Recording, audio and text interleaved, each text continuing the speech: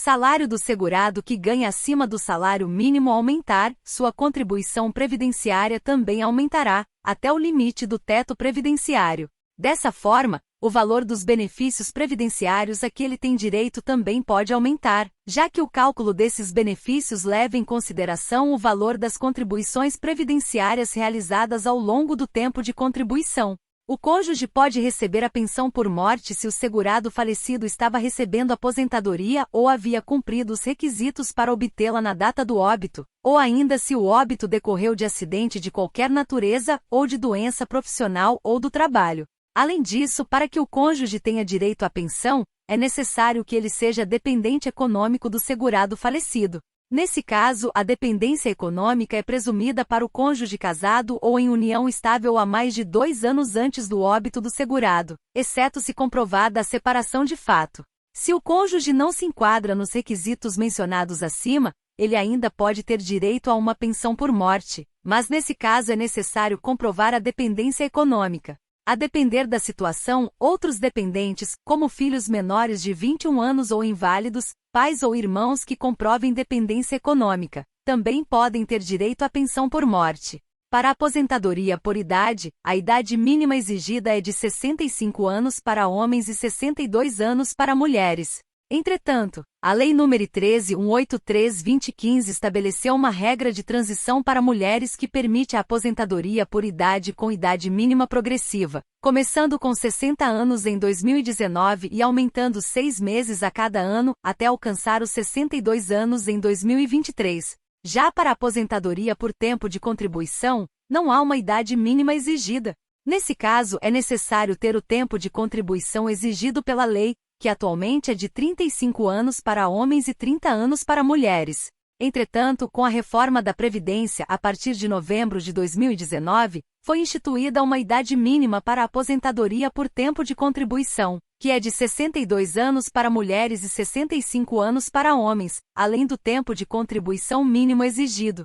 Por fim, para a aposentadoria por idade da pessoa com deficiência, a idade mínima é reduzida em 5 anos, ou seja, para homens é de 60 anos e para mulheres é de 57 anos. É importante lembrar que as regras podem sofrer alterações ao longo do tempo, por isso é necessário acompanhar as atualizações e orientações do INSS ou de um advogado previdenciário para saber quais são as regras vigentes e se você está apto para dar entrada na aposentadoria. Em caso de acidente de trabalho, o trabalhador pode ter direito à aposentadoria por invalidez acidentária. Para isso, é necessário que o acidente tenha ocorrido durante o trabalho ou em decorrência dele, e que tenha gerado uma incapacidade permanente para o trabalho. O primeiro passo é procurar atendimento médico e registrar a ocorrência junto à empresa, que deverá emitir a comunicação de acidente de trabalho (CAT) e encaminhar o trabalhador para a perícia médica junto ao INSS. A partir da avaliação do médico perito, é possível verificar se há incapacidade para o trabalho e se o acidente está relacionado à atividade laboral. Caso a incapacidade seja confirmada, o trabalhador poderá ter direito à aposentadoria por invalidez acidentária, que garante o recebimento de benefício correspondente a 100% da média salarial do trabalhador. Além disso, é possível que o trabalhador tenha direito a outras indenizações, como auxílio-acidente, pensão por morte, entre outros. É importante destacar que o processo de concessão da aposentadoria por invalidez acidentária pode ser complexo. Por isso é recomendável buscar o auxílio de um advogado previdenciário para garantir que seus direitos sejam respeitados e para a orientação adequada no processo.